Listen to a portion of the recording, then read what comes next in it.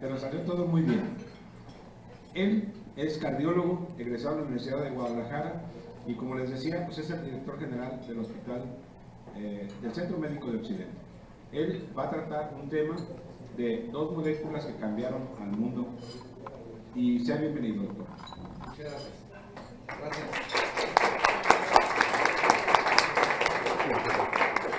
Muchas gracias. Muy buenos días.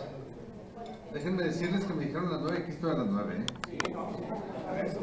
Segunda, me siento como en casa con ustedes. Créanme. Muchísimas gracias. Lo puntual es la disciplina que ustedes tienen, de veras que a mí me llama mucho la atención, me gusta y la replico en donde puedo, porque siempre hay un compromiso por parte de ustedes que es palpable, se nota. Y bueno, yo intentaré cumplir con esta encomienda que agradezco a mis amigos de Pfizer, que me tengan la grandísima oportunidad, la confianza de estar con ustedes nuevamente. Y bueno, pues desarrollar un tema en los próximos minutos. Un tema que está encaminado a una plática que cuando la revisaba me pareció un tema light, entre comillas, pero un tema profundo. ¿Por qué? Porque hoy el enfoque que vengo a darle a esta conversación en estos próximos 50 minutos por medio está encaminado a que podamos revivir dos moléculas de uso común, pero son de uso tan común que pudiera decir, y con todo respeto, cualquiera la puede prescribir. Sin embargo, el refuerzo y el reforzamiento que también traigo en algunos de los estudios, sobre todo, están encaminados a hacerlo con toda la oportunidad y la propiedad que de nosotros merece elementos tan importantes para el tratamiento de la hipertensión y de la dislipidemia. Ante esta situación, hay algunos aspectos en los cuales yo me permito establecer, o nos permitiremos establecer, una pregunta que está relacionada con lo que ustedes pueden ver en pantalla. Se habla de que existen muchas causas en las cuales nosotros, en nuestro mundo, en nuestro medio, en nuestro entorno, se genera una mayor cantidad de mortalidad. Muy probablemente esta situación cambie y se modifique en relación al especialista que les viene a hablar o al médico que viene a concursar en algún tema, en alguna especialidad. Pero hoy por hoy esta pregunta la lanzo a ustedes. ¿Cuál sería la primera causa de mortalidad en el mundo? Y ahí ven ustedes 5 alternativas de diagnóstico o de justificación, entre las cuales destacan el cáncer.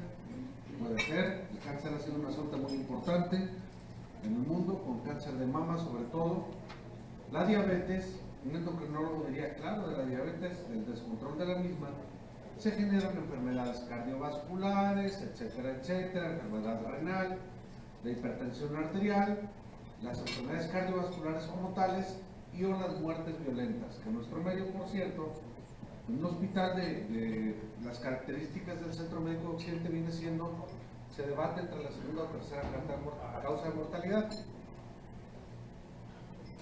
Yo les quiero comentar que efectivamente las enfermedades cardiovasculares hoy por hoy son la primera causa de mortalidad en el mundo y en el país.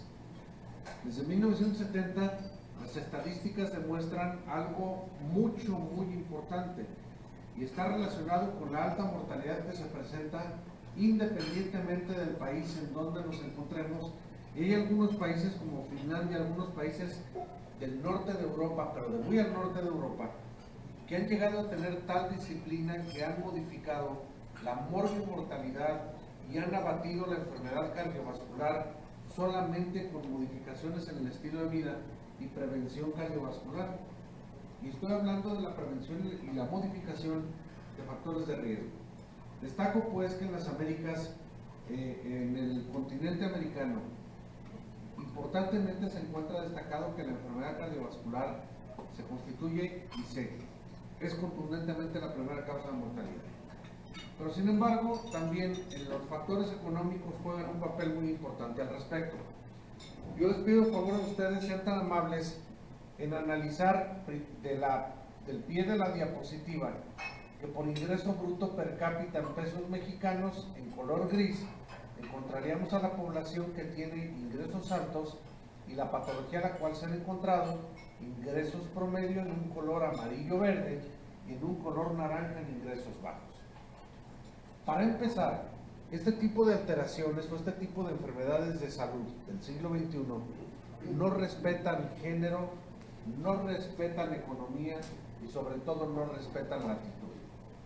Si así nosotros, perdón que voy a dar un poco la espalda, nosotros basamos los ingresos altos en hipertensión arterial y en tabaquismo, muy probablemente se esté generando porque esta situación, el tabaquismo primero, genera un estatus mal entendido y por eso se puede generar más tabaquismo en personas con más poder económico. Asimismo, la hipertensión arterial, la hiperglicemia, sedentarismo, sobrepeso e hipercolesterolemia. En cuanto a ingresos promedio, también se hace una distribución proporcional de las mismas y en ingresos bajos definitivamente no hay una distinción al respecto. Puedo concluir que a mayor cantidad de factores de riesgo, posiblemente por ingresos mayores, posiblemente existe una mayor ignorancia al respecto también. Sin embargo, tendríamos que establecer qué tratamientos son los que en un momento determinado pueden salvar más vidas. Estoy enfocado, claro, en la enfermedad cardiovascular. Yo tengo que establecer ante ustedes que estos 5 tratamientos que nosotros podemos establecer, tenemos que priorizar cuál sería el que, como punto número 1, jugaría un papel muy importante al respecto, y yo les pido de favor ser tan amables en vertir una opinión. ¿Qué opinan? ¿Cuál sería el bueno? Bien, ¿cuál? El control de la hipertensión. Control de la hipertensión. ¿Qué más? ¿Alguien más? ¿Manejo de la qué? Glicemia, muy bien. Todos. Es una buena respuesta, ¿eh? Sin embargo, es una buena respuesta porque hay que recordar que tenemos que tener un tratamiento integral. Pero aquí vuelvo a comentar, escoja uno. ¿Cuál le gusta más? Bajar la presión, ya lo había comentado, muy bien. Bajar de peso. Abandonar el tabaquismo, muy bien. Sorpresa, el control de los lípidos es el que genera efectivamente un mayor beneficio en cuanto a el tratamiento que más vidas salva. Esto es muy importante porque se derivan de varios estudios, aquí tienen ustedes la referencia, llama 2010, volumen 303, página 1841, por aquel que lo quiera consultar.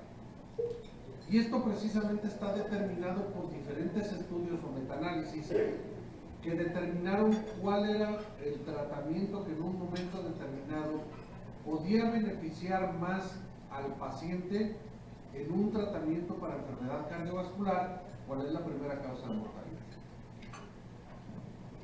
Comparto la opinión de que el tratamiento debe ser integral para todos estos tratamientos, indiscutible. Pero si nosotros tuviéramos que priorizar, entonces tendríamos que darle tratamiento para la dislipidemia al paciente. Sin embargo, punto fundamental, posiblemente por 3 cifras menos, el control de la presión arterial. También es sumamente importante abandonar el tabaquismo, el ejercicio físico, vean ustedes también, y posiblemente el desarrollo de diabetes como parte de alguno de esos tratamientos y la ganancia de peso no sean de tanto impacto como tal. Sí mejoran la calidad de vida, sí mejoran la calidad y el estilo de vida, pero se ha visto que no tienen tanto impacto en la reducción de peso como tal. Y aquí viene lo interesante. ¿Por qué se deriva en un momento determinado que el tratamiento integral pudiera generar un beneficio al respecto de disminuir la mortalidad? Y agradezco en un momento dado que estas diapositivas en los siguientes materiales, el doctor Luis Alcocer y Es Barreiro, posiblemente conocido por la gran mayoría de ustedes, si no es que todos, tuvo bien elaborar este material, y yo les pido de favor sean tan amables en seguirlo porque me parece muy interesante. El objetivo del tratamiento en el paciente hipertenso, en el diabético, dislipidémico, se logra solo con el control integral. Desde el término lo dice, control integral del control de la presión arterial, del control o además del control de la dislipidemia y de la glicemia. No dice uno solo o no dice el otro, dice integral. Y luego hay que controlar el peso efectivamente. Sin embargo, el control del peso es fundamental para el control de los mismos. Alguien me hacía un comentario hace unos días, unas semanas, en las cuales me comentaban, disculpe,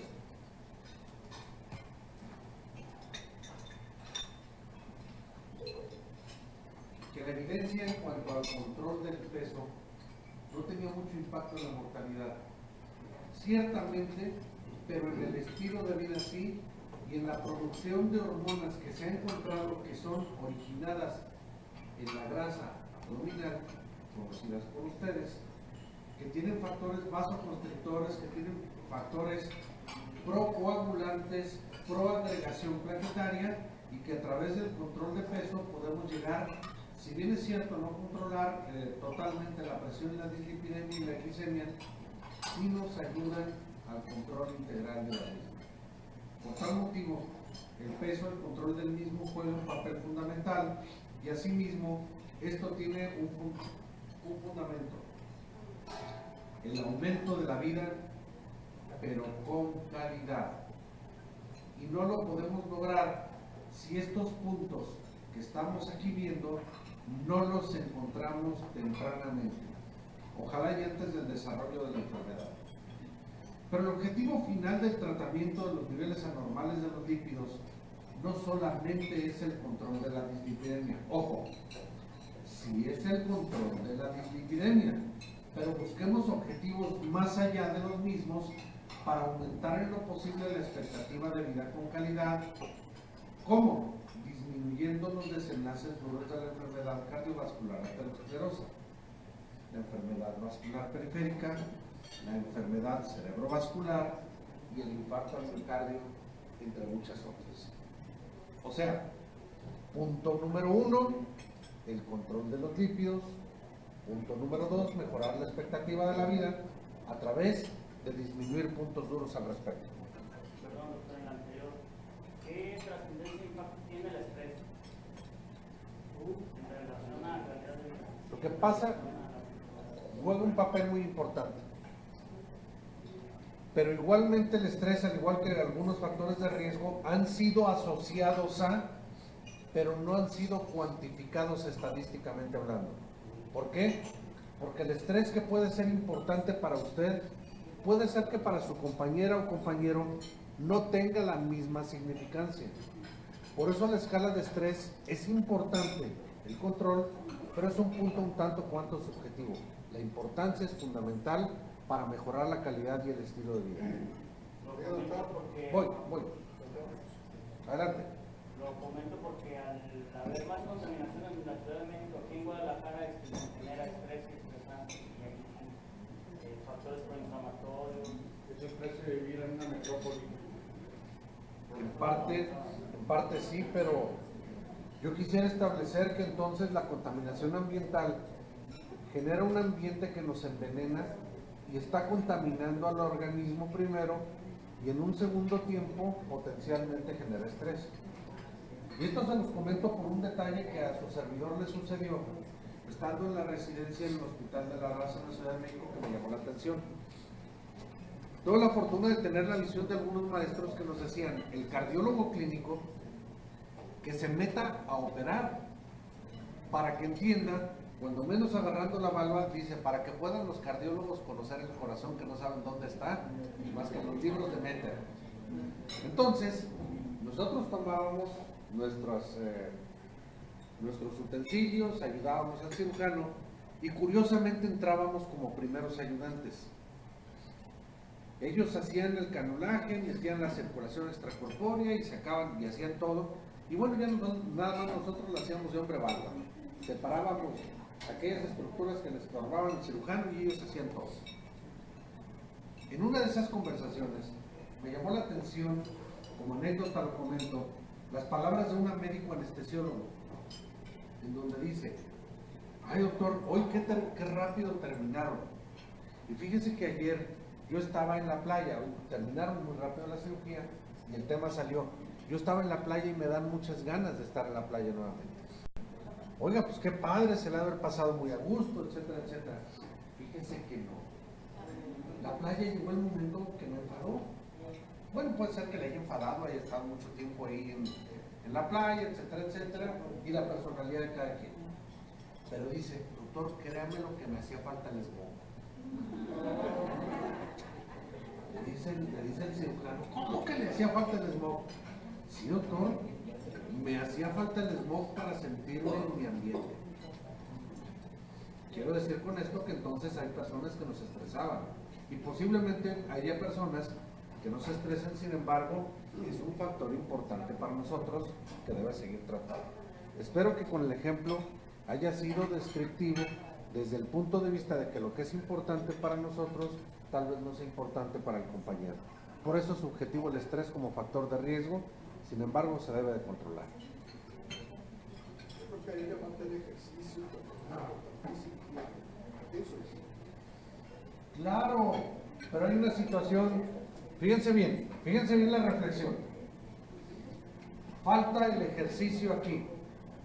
Faltan muchas cosas, pero yo quiero ser enfático que nosotros, doctoras, doctores, equipo de salud, ¿cuántos de nosotros nos levantamos a hacer ejercicio, nos levantamos a caminar? Ya no digo al gimnasio y apagar la anualidad y aguantarnos 2 semanas y ya le paramos, ¿no? Eso es lo que tenemos que hacer. ¿Para qué? Para que el ejercicio, la liberación de endorfinas, la liberación de factores vasodilatadores puedan ayudarnos al control de estas enfermedades.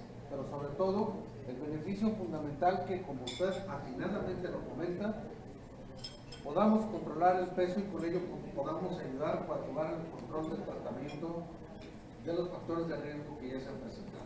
Totalmente de acuerdo con usted y lo concluyo. Pero sin embargo, yo también les pregunto a cuántos de ustedes, cuántos de los aquí presentes fuman o fumamos. Todos. Fumador de tercer mano, todos. ¿Fumador cómo? A ver. De tercer mano, todos. ¿O fumador pasivo le estamos llamando? Sí, así es, todos. ¿Quién está de acuerdo? Todos. Eventualmente sí. Eventualmente sí. Eventualmente sí, porque de pronto vas a la calle y le vas a fumador. Muy bien. Eso es de Miravalle. Muy bien. No, y aparte el tabaco, el gas radón, que no lo toman en cuenta. ¿Mande? Aparte del tabaco, el gas radón, que no lo toman en cuenta. La fuga de gas natural del tanque estacionario, y ya nos contamina. Pero si nos circunscribimos al tabaquismo, yo estoy de acuerdo con ustedes. Aunque hoy la situación se ha disminuido mucho cuando nos permiten o cuando le permiten al fumador, yo en lo personal no fumo. Pero cuando le permiten al fumador, de todos modos salte del restaurante o salte de la sesión, aventar tu cigarrito allá, bueno, pues allá también hay personas que potencialmente lo padecen. Y ante esta situación entonces concluimos que el tratamiento, como dice en el título, debe ser integral. ¿Estamos de acuerdo? Y qué bueno que se están detectando otros factores de riesgo que en un momento determinado pueden influir en este proceso. Ya hablamos entonces y concluyo que podemos nosotros mejorar la expectativa con calidad de vida, disminuyendo los desenlaces duros de la enfermedad. Y vuelvo a repetir, el tratamiento está encaminado en fase inicial, como lo he mencionado en algunas otras conversaciones, para el tratamiento de las enfermedades. Aquí, y lo hablo traigo el control de la enfermedad hipertensiva, que es 1, el control de las cifras de presión, 2, evitar el daño en un órgano blanco, y 3, disminuir la mortalidad. Aquí yo agregaría, según esta diapositiva, mejorar la calidad de vida. Entonces tenemos mucho que hacer. Y a través de esta situación, entonces, esta pregunta me pareció bien interesante. ¿Cómo maneja usted los niveles inadecuados de lípidos en sus pacientes? O sea, llega un paciente con dislipidemia, llega un paciente con incremento de los niveles de colesterol, como grasas en general. Permítame englobar. Depende de las cifras. Si está alto el colesterol, uso estatinas. Si están altos los triglicéridos, uso fibratos. Y si están altos los dos, uso combinaciones. Me permitiría sugerir la respuesta que tal vez es lógico usar uno o usar el otro. 2. Depende del riesgo. Lo calculo y de acuerdo a él ajusto mis metas y me baso en el LDL colesterol.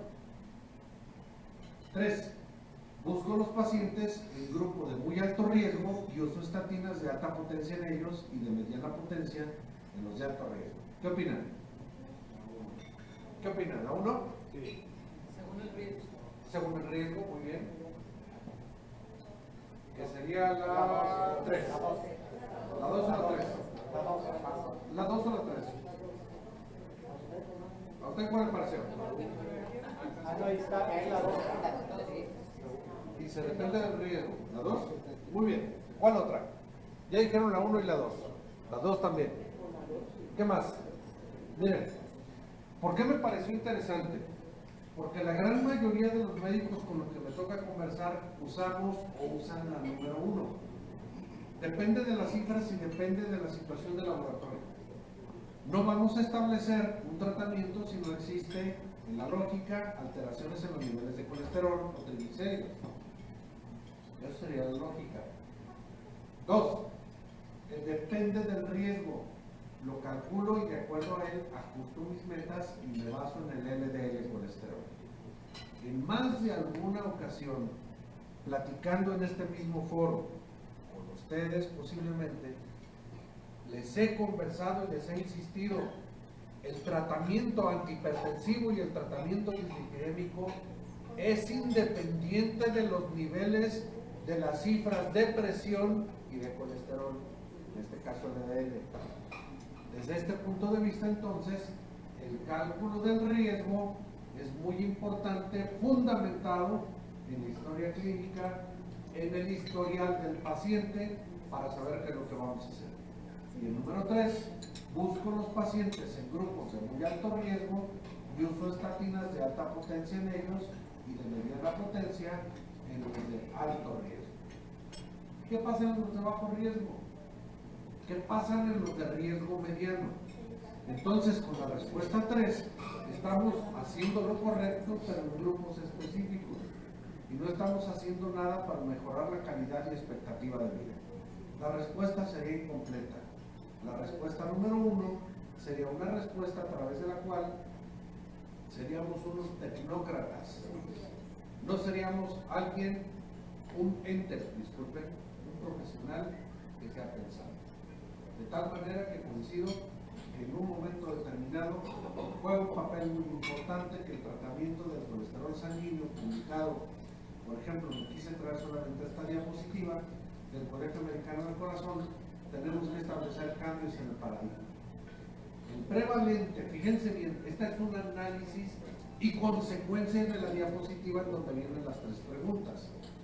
El cambio fundamental del paradigma, el prevalente, lo que se hace hoy, en su mayoría, establecemos que derivado del ATP3, del Colegio Europeo y de la norma oficial mexicana, el manejo de la enfermedad aterosclerosa se basa en los niveles de LDL colesterol, en los cuales la población mexicana tiene una tendencia, o tenemos una tendencia altísima, al incremento del colesterol LDL o de baja densidad, y por ende, una baja en el colesterol HDL.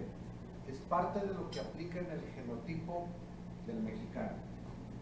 Los medicamentos, el estigma, lo que tenemos como prevalente, entonces es que manejamos la enfermedad aterosclerosa basada en niveles. O sea, necesitamos laboratorio.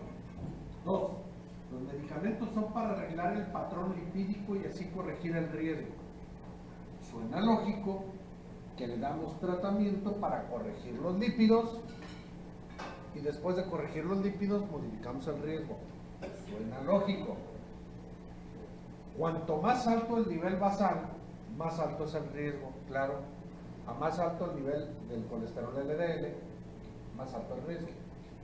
Y luego, cuanto más bajo el nivel, mejor el resultado. Cuanto más bajo el nivel, faltó el acento, mejor el resultado. O sea, a mayor riesgo, a mayor incremento redondeo, a incremento del LDL y a mayor reducción, mejor es el resultado. El nuevo, por eso el cambio fundamental del paradigma, establece el beneficio del tratamiento depende del uso de estatinas independientemente de los niveles iniciales y de los niveles que se alcanzan. Refuerza su respuesta y su cooperación en relación, disculpen que me regrese, a depender del riesgo. Hay que ajustarlo para ajustar las metas y esto basado en el LDL colesterol principalmente. Me van a decir más de algunos de ustedes, doctor, pero las instituciones no nos dan el LDL colesterol. Basémonos en el riesgo cardiovascular fundamentado en la historia clínica. No esperemos el nivel. Tenemos un paciente que está gordito, que fuma, que es sedentario, que tiene historia de enfermedad isquémica del corazón. No nos esperemos, démosle estatinas. Oiga, pero ¿qué es otra de las situaciones que nos está pasando actualmente con el paradigma? Y yo diría, todavía en este año, en este siglo XXI, nos enfrentamos a médicos con los cuales ustedes luchan por controlar el nivel de los lípidos y llegan con otro médico, sea quien fuere, o con algún personal de salud, el comadre, la comadre o el compadre. Oiga, pero si usted tiene religiosos lípidos, ¿para qué está tomando esas medicinas? Deje de tomarlas y ahí van otra vez los lípidos para arriba. Moraleja, el beneficio del tratamiento depende del uso de estatinas. Independientemente, ojo, independientemente de los niveles iniciales y de los niveles que se alcancen. O sea, es disminución del riesgo. Y luego, el beneficio depende del cambio absoluto relativo del LDL colesterol logrado y también tiene un umbral. Con esta diapositiva, entonces, les tengo que sugerir a ustedes que independientemente de los resultados y aunque exista normalidad, una vez que ustedes le hayan dado el tratamiento, tenemos que encontrar que la relación entre la reducción del LDL colesterol y el riesgo relativo para enfermedad cardiovascular es consistente.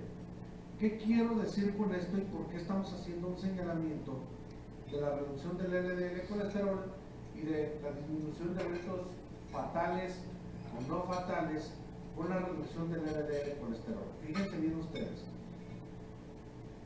Si no se reduce el 30% del LDL colesterol, no hay beneficio.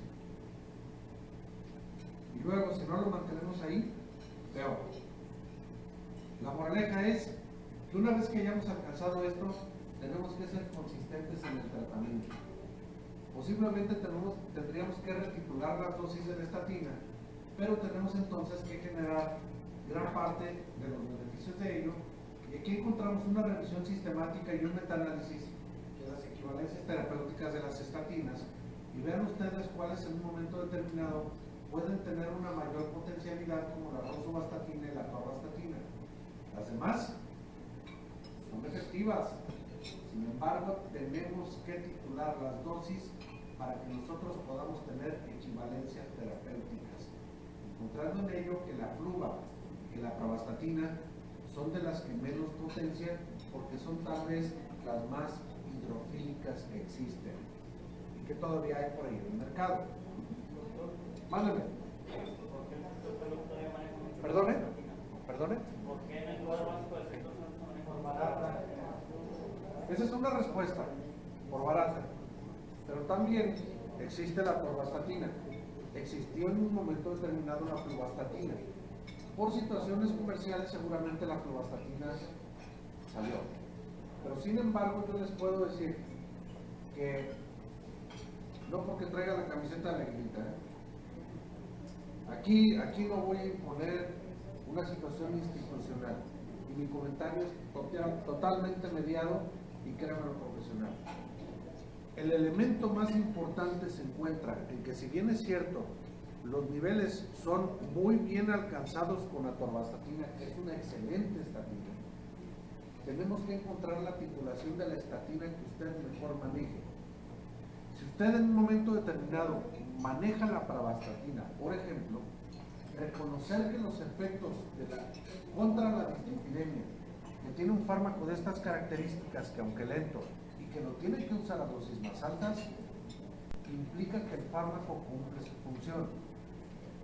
Que como lo vamos a ver en unas diapositivas posteriores, la atorvastatina en estudios a más largo plazo ha disminuido la morbimortalidad, es un beneficio tangible y que podemos ver, pero sin embargo, creo que el elemento más importante se encuentra en que manejemos la estatina que más y mejores resultados veamos en la literatura y experiencia que nos da. Si la guía nos está marcando esa no es de la guía, ese es un metaanálisis que le dice la potencia en la cual una estatina funciona en comparación de la otra. Sin embargo, si yo trajera algunos estudios relacionados con pravastatina, pravastatina también ha mostrado un beneficio importante en la reducción de la morbimortalidad cardiovascular. Es algo que no puedo evitar. Sin embargo, vamos a ver ahorita que los beneficios que ha generado atorvastatina son tangibles y son aplicables al paciente independientemente del tiempo que tenga la dislipidemia e independientemente del riesgo. Si me permite, ahorita lo vamos a ver. Mi respuesta entonces sería,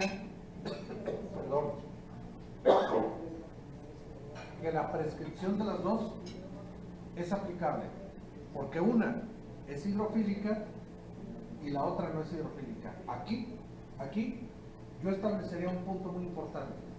De un paciente que tiene enfermedad aterosclerosa y que tuviera cirrosis hepática, por ejemplo, el metabolismo de la pravastatina se reduce importantemente el metabolismo hepático. Ojo, todas a final de cuentas entran por la vía del citocromo, de las enzimas hepáticas, pero la eliminación de la pravastatina, a diferencia de la atorva, es por vía renal. Y ese es un beneficio importante en donde anteriormente yo me acuerdo que la facultad nos decía, el paciente cirrótico es imposible que le haga enfermedad aterosclerosa. No, si la hacen y muy seria. De tal manera que yo aquí, si tengo esa combinación de casos, yo no le daría atorvastatina al paciente. ¿Por qué? Porque requiere de un metabolismo hepático principalmente. Y aquí, en un paciente con una cirrosis hepática, que tuviera por necesidad que darle una estatina, yo le daría pravastatina. Sin embargo, si tenemos un paciente diabético con enfermedad renal, con la titulación específica, creo que la pravastatina juega un papel muy importante al respecto. Ahora, siguiente pregunta. Lo comento porque, por ejemplo, para darle pravastatina, entonces sería darle varias tabletas al día. Y el paciente, todos hemos visto de antibióticos y tratamientos. Entonces, hay más relación en que dejen un tratamiento con muchas tomas. El apego es menor que una sola tableta. Tiene usted razón, pero esa no sería una agravante, viéndolo institucionalmente, pero si nosotros nos referimos a la medicina no institucional, pues existen presentaciones de 80 miligramos también, y no sería un agravante como tal. Totalmente de acuerdo que a veces entre más pastillas, el paciente pierde la adherencia al tratamiento, totalmente de acuerdo, pero creo que también un elemento muy importante se encuentra en que dentro de la medicina comercial tenemos la presentación de 80 y 80. Tendremos equivalencias. Y en 1978 hubo un estudio en Europa en donde se manejaba monodosis, monofármacos. Se vieron que no era buen resultado y se volvió otra vez a la polifarmacia.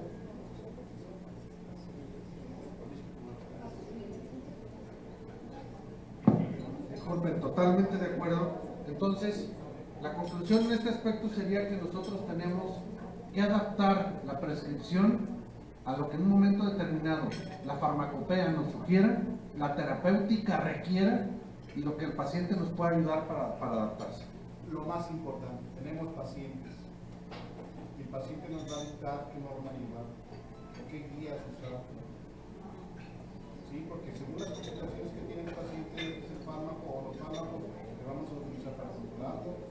Indiscutiblemente estos comentarios nos enriquecen a todos para llegar a una mejor terapéutica. Me queda muy claro. Entonces, siguiendo con la conversación, porque si no me voy a ir toda la mañana. No importa. Muchas gracias, muchas gracias. Entonces preparen la comida, por favor, Y quebrando las docenas, una cerveza aquí para todos. Bueno, según las guías entonces, fíjense ustedes qué interesante porque va en relación a lo que hemos estado comentando. Me han ayudado y me han dado una plataforma muy importante para esto. La alta potencia con reducciones por arriba del 50% las hemos alcanzado o se alcanzan con rosuvastatina a estas dosis y con atorvastatina a las dosis que ustedes pueden observar. Y de mediana potencia son las que encontramos aquí. No las quiero leer, pero las invito a que ustedes sean tan amables en observarlas. Porque a final de cuentas es muy importante que nosotros podamos establecer un beneficio y un alcance en cuanto a la reducción del riesgo. Yo les quiero comentar que además esto nos va a permitir encontrar una vertiente que a partir de hoy en los próximos años se van a dar, en los próximos meses.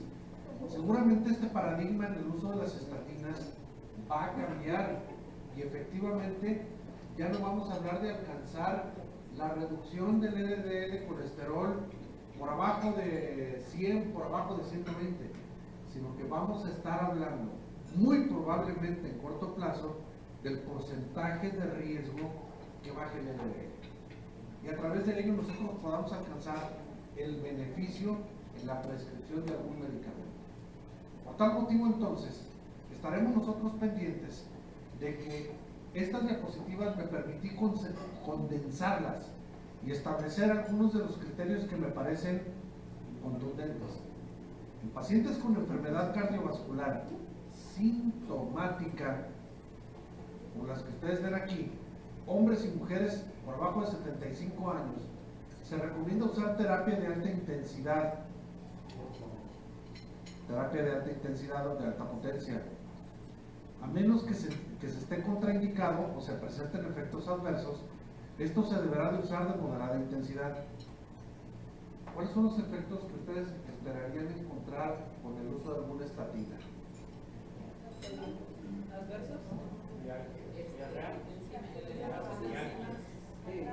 ¿Adversos? Antes de ser claro, es un efecto que sería muy importante, porque no, y ese es menos del 0.02%, está descrito con el uso sobre todo de fibrocil, cuando se usaba con algunas otras estatinas que salieron ya del mercado. Pero creo que fibrocil está tomando un repunte muy importante y siempre hay que titular, me salía el tema, me salía la pregunta. Siempre con cualquier estatina y con cualquier fibrato, cuando lo iniciamos a los 30 días se sugiere la determinación de enzimas. Siempre es monitoreo y es obligado. Bien, me decían entonces que, yo les preguntaba cuál es uno de los efectos secundarios del uso de algunas estatinas. Antes de la liberación de enzimas, muchísimo antes de la rhabdomiólisis, etcétera, etcétera, porque es muy común que usemos estatinas con fibratos. Primera conclusión, después de iniciar el tratamiento a los 30 días, determinación de enzimas, eso es obligado, todos los pacientes. Dolor muscular, y no lo buscamos. En las personas hay que leer un poquito, y es una invitación a que veamos cuál es el mecanismo a través del cual las estatinas generan una función. Y hay muchas personas que nos pueden referir con cualquier estatina, con cualquiera. Me duelen las piernas y como que a veces no puedo caminar, o me duele la espalda y antes no me duele la espalda y ahora, caramba, cómo me duele la espalda. Ese tipo de pacientes hay que buscarle la determinación de enzimas y es más común de lo que pensabas. ¿El dolor va directo con la rhabdomiólisis? No está relacionado con la rhabdomiólisis. Por eso yo les invito a que ya, como no es el tema, en un momento posterior veamos cuál es el mecanismo por el cual se puede generar dolor muscular con el uso de las estatinas cualquiera. Se refiere a enzimas hepáticas. Enzimas hepáticas, es correcto. ¿Algo más? Bueno, muy bien. Entonces, por arriba de 75 años con enfermedad cardiovascular clínica que ya venían tomando estatina, es razonable continuarla y preferir moderada intensidad. Los pacientes con niveles de colesterol LDL por arriba de 190, la estatina de alta potencia, independientemente, yo les diría independientemente de la edad, características y cuadro clínico. Es bien importante porque a través de ello nosotros podemos encontrar el control primero en las cifras de lípidos y posteriormente en la reducción del riesgo cardiovascular. Pacientes diabéticos, 40 a 75 años de edad, yo le quitaría la edad. Y dice, ¿por qué? Porque hay diabéticos que empiezan ya muy tempranamente, ya lo hemos comentado. Iniciar terapia de moderada intensidad, evaluar riesgo, beneficio y preferencias. Yo desde que un paciente lo diagnostico como diabético, ni siquiera le pido determinación de lípidos, ya le estoy dando la estatina, ya le estoy dando el inhibidor de la ECA, independientemente de las cifras de lípidos, independientemente de las cifras de presión arterial, y hago énfasis, salvo que un médico, un profesional, se lo modifique, el tratamiento es de por vida. Por eso les hago énfasis en que yo le quitaría la edad a este respecto. Y los pacientes sin antecedentes de enfermedad cardiovascular clínica o diabetes, pero con niveles de colesterol alto y un estimado de riesgo de enfermedad cardiovascular de 10 años, arriba del 7.5%, Framingham establece que arriba del 5%, hay que usar estatinas. Ojo, pacientes sin enfermedad cardiovascular clínica y sin diabetes, pero con niveles de colesterol alto. Y le agregaría yo, si tienen historia familiar de enfermedad isquémica, entonces tendríamos que estar usando estatinas independientemente del riesgo, independientemente de la edad. O sea, estatina para todos. Pónganse una estatina de una vez en la comida, dale. De una vez. O sea, señoras, señoritas, señoritos, jóvenes, todos a tomar estatinas. Y es, de veras, en la referencia que les di, hay un artículo muy interesante de un médico italiano que establece cuáles serían los medicamentos que tendríamos que darle a una persona para mejorarle su calidad y su expectativa de vida. 1, estatina. 2, inhibidor de la ECA. 3, aspirina. Y para de contar, hay quien le pone antioxidantes, hay quien le pone vitamínicos, etcétera, etcétera. Pero esos tres los deberíamos de estar tomando de forma prácticamente constante.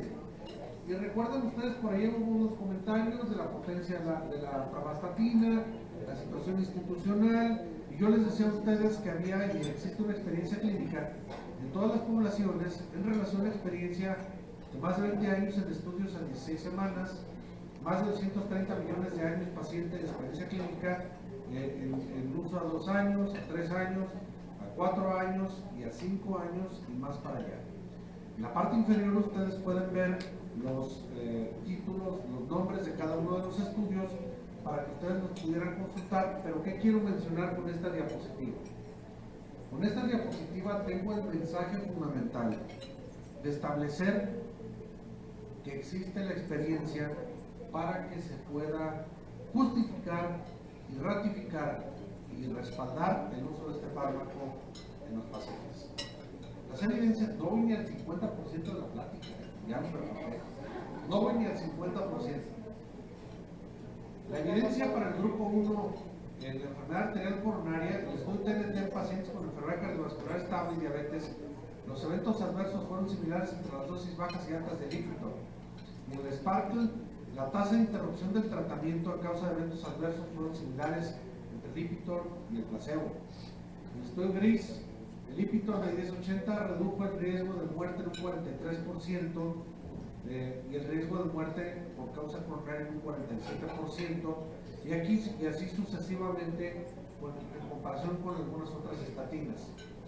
El Pruvit, en donde también existe en comparación con pravastatina en pacientes con síndrome coronario agudo, Lipitor redujo el riesgo de muerte o un evento cardiovascular grave, y en el estudio Allianz también se redujo el riesgo de eventos cardiovasculares con el uso de pravastatina en el porcentaje que ustedes ven aquí. O sea, hay diferencias en el potencial de la estatina, pero sin embargo la diferencia específica la vamos a establecer nosotros con la prescripción de un fármaco de estas características.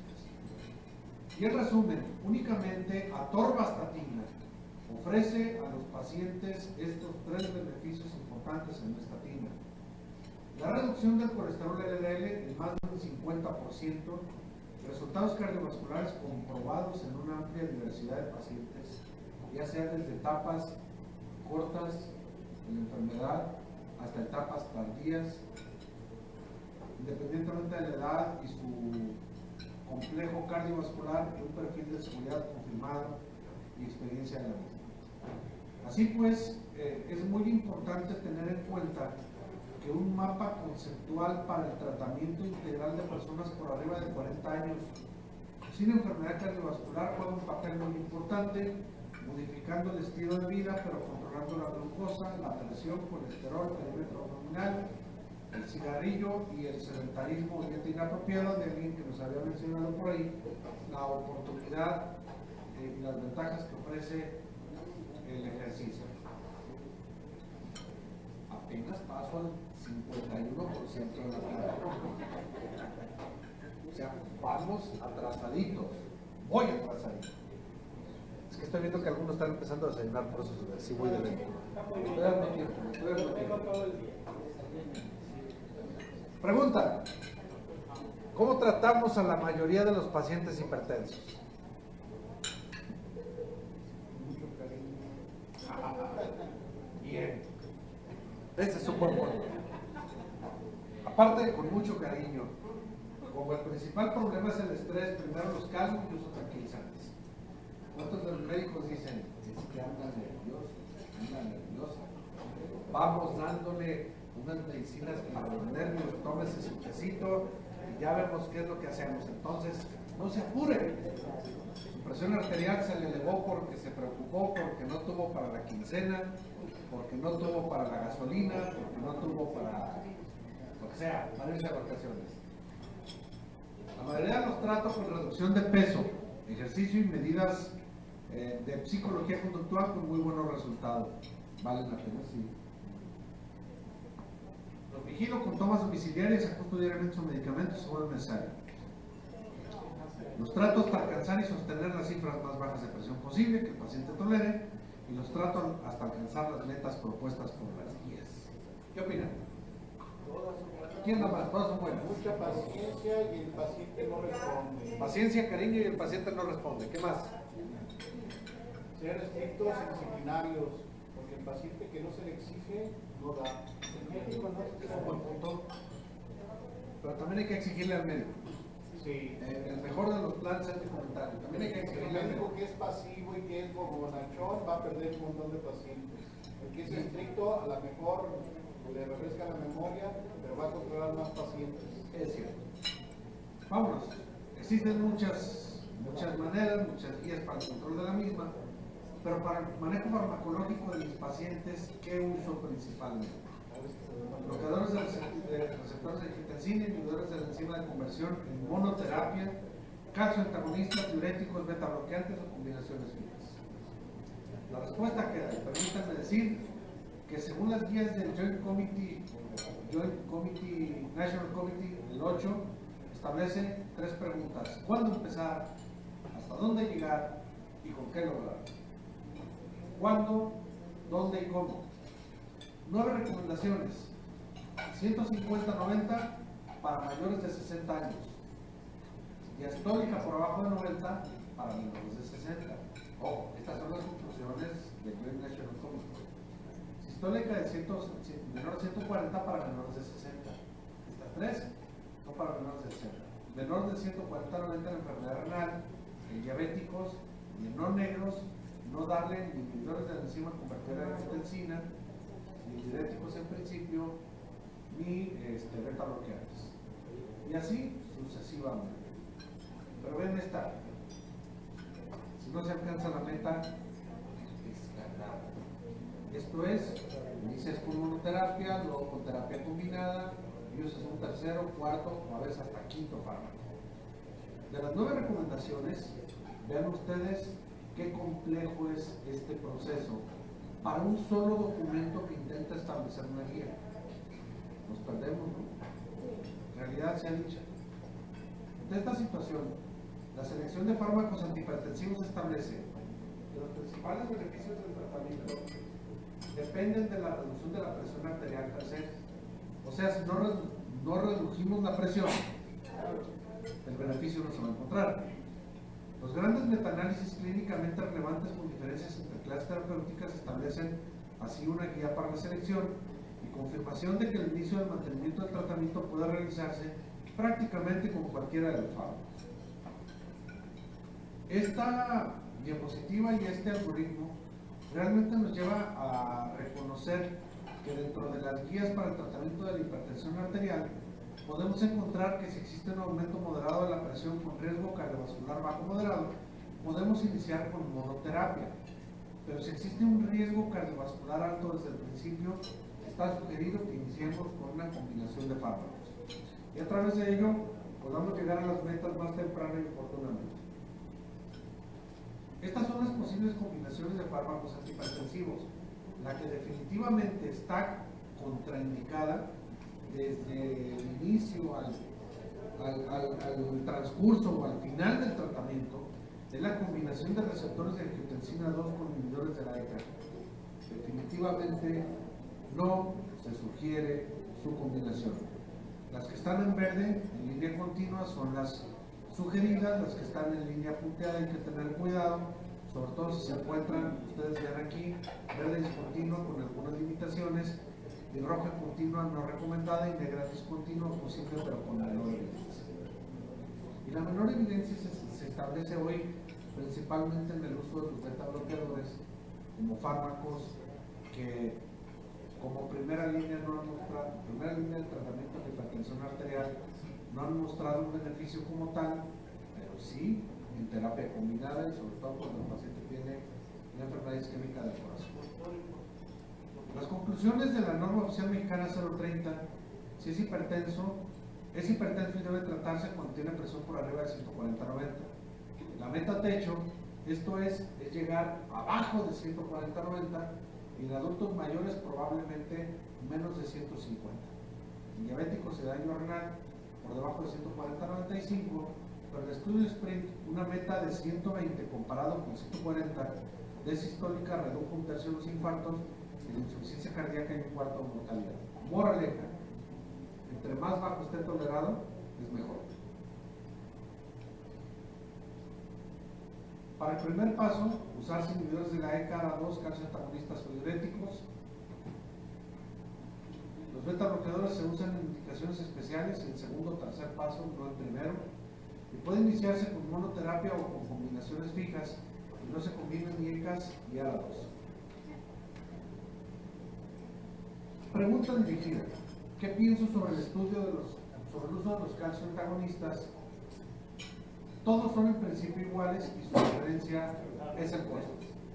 Prefiero usar siempre aquellos con acciones predominantemente cardíacas, y el amlodipino tiene acción predominantemente cardíaca, el amlodipino tiene acción predominantemente arteriolar, y el difedipino es el más usado de los calcioantagonistas porque es el más estudiado.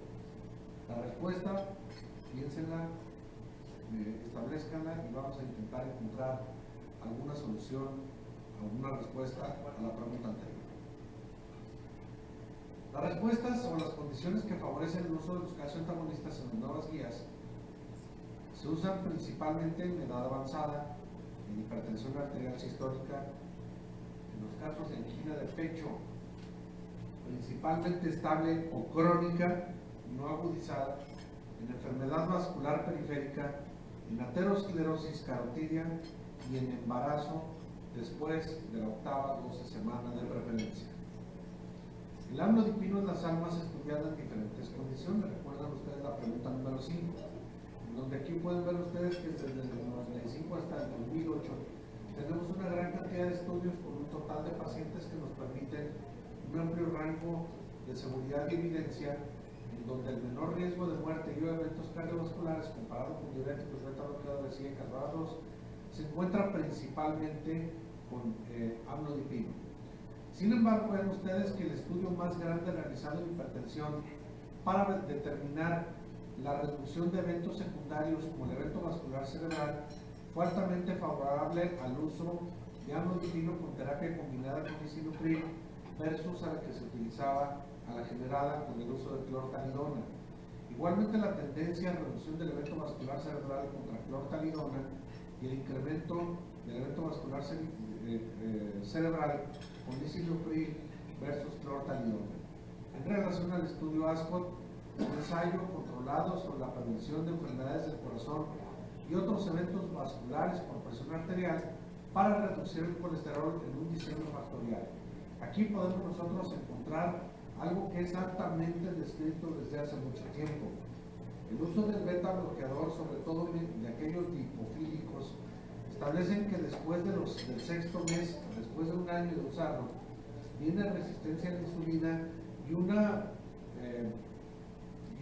que el paciente pueda ser proclive, o sea que pueda tener tendencia al desarrollo de diabetes y con ello más mortalidad que con respecto con algunos otros fármacos que aquí los pueden ver ustedes.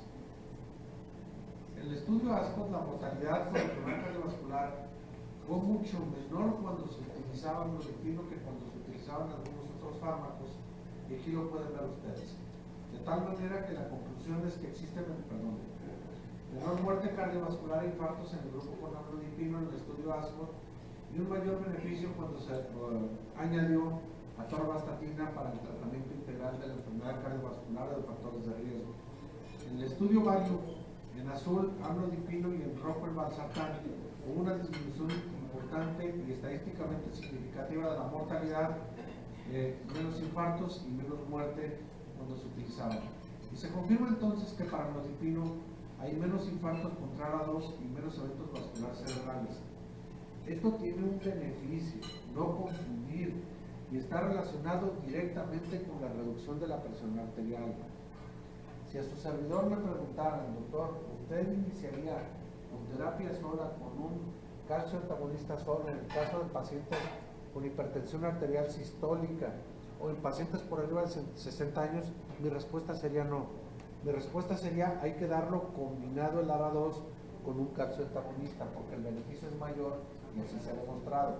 Sin embargo, esta diapositiva me refleja el beneficio de la reducción de la presión arterial cuando se utilizan monofármacos contra amlodipina y contra ARA2. Estoy hablando del uso 1 a 1, en donde el calcio antagonista sí genera un beneficio mayor.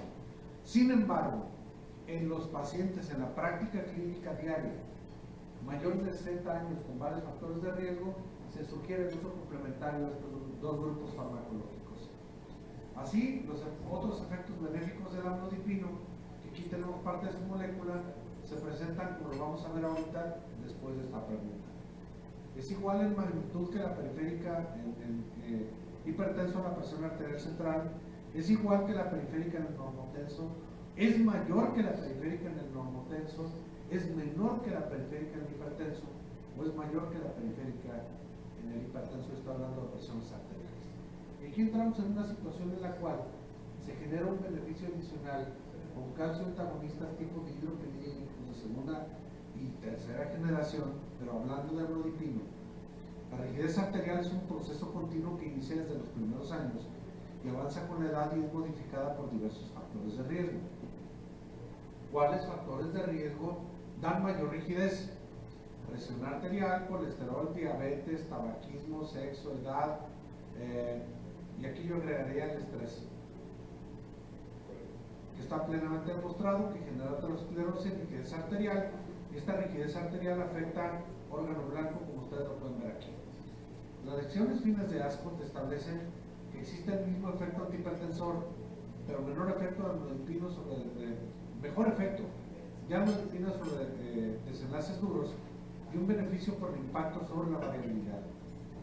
¿Qué pasaría entonces de los efectos más allá como fármaco antihipertensivo si se adoptan las nuevas guías? En hipertensión, el consumo de los medicamentos sería plano, una reducción en la mortalidad cardiovascular, pero una reducción muy importante en la reducción de eventos vasculares cerebrales y un efecto neutro sobre los casos de diabetes. Tendríamos entonces un efecto en el consumo de medicamentos que otorgar para los lípidos y para el control de diabetes, para generar un beneficio importante generar un mayor consumo de medicamentos para que el tratamiento pueda ser integral en este aspecto. Hemos revisado algunos de los puntos más importantes relacionados con dos fármacos, parte de su historia y parte de los procesos que hoy han generado un beneficio en la farmacoterapéutica que hoy se establece en nuestro país, en México. Concluimos algunos puntos entre los cuales destacan que la enfermedad cardiovascular es la principal causa de mortalidad en México y en el mundo, que ya se ha logrado revertir en algunos países.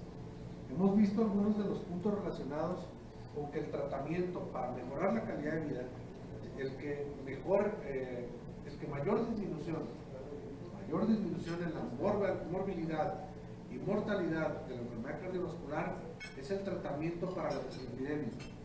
Pero que no podemos olvidar que el tratamiento integral de todos los factores de riesgo es importante y no lo podemos abstraer y decir solamente mi mensaje es darle tratamiento para los lípidos, es darle el tratamiento para los lípidos, es darle el tratamiento para la disglucemia, es darle el tratamiento para la hipertensión arterial, y a través de ello seguramente lograríamos el control específico por riesgo cardiovascular. Las diapositivas establecen que existe un beneficio muy importante en la reducción del colesterol LDL, pero estaremos hablando a partir de hoy, en fechas muy próximas, que la reducción del riesgo se establece, uno, estableciendo el riesgo, y dos, no hay beneficio si no se modifica el LDL colesterol más allá del 30% de sus niveles basales. Y hablando de hipertensión arterial, encontramos que el principal beneficio en el control de la hipertensión arterial, independientemente de su presentación, independientemente de su variedad de presión arterial, se encuentra en la reducción del evento vascular cerebral. Cualquier fármaco funciona, pero existen beneficios dirigidos con el uso de calcio antagonistas y existe un beneficio muy importante cuando le estamos otorgando al paciente tratamiento con inhibidores de la ECA.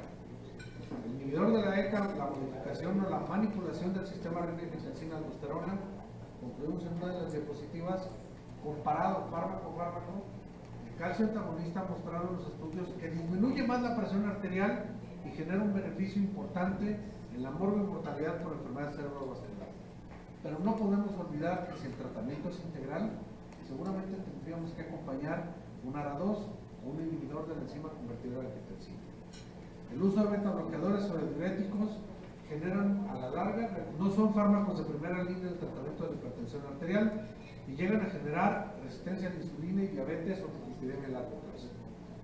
De tal manera que revisamos un compendio de cómo tratar y un análisis de cómo tratamos a nuestro paciente hipertenso, cómo tratamos a nuestro paciente dislipidémico y algunas sugerencias para poder modificar favorablemente el tratamiento. Doctor.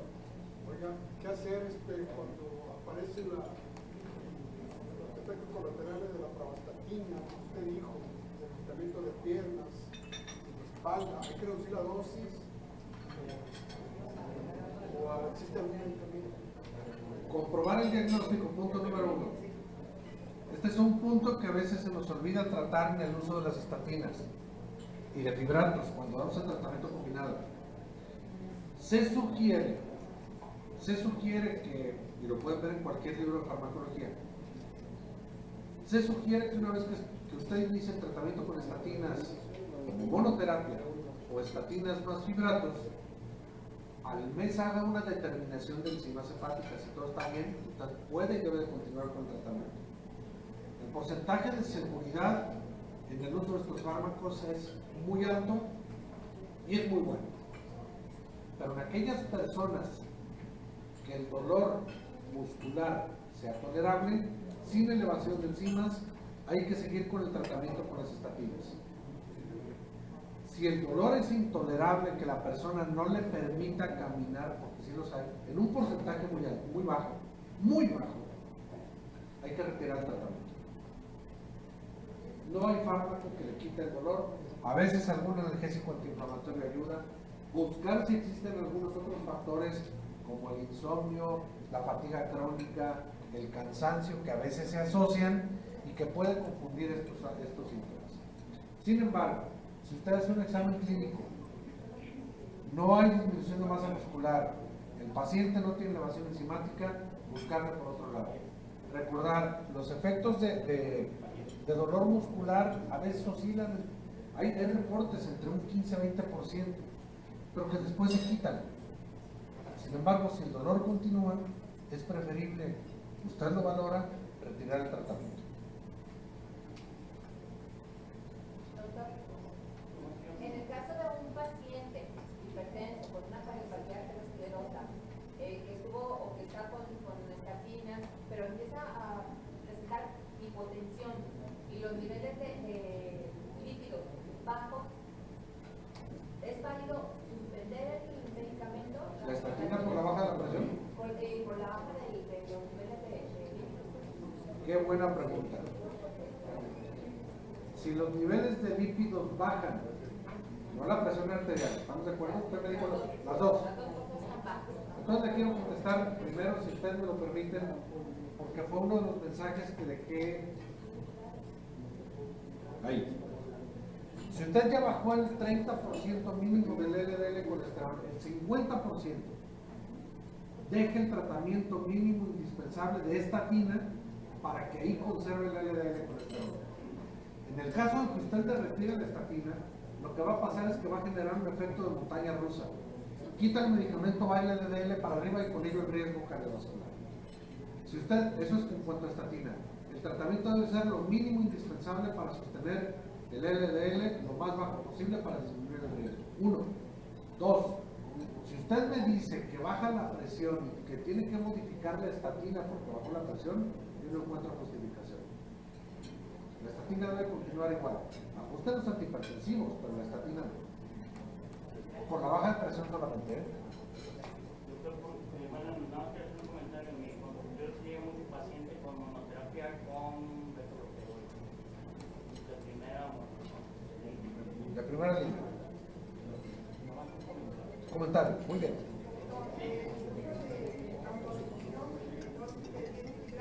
¿Me permite? Te marco ahorita, ¿sí? Bueno.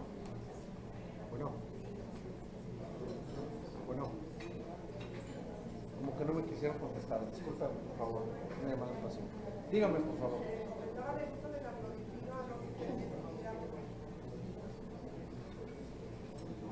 ¿Es bueno o es malo? No capto.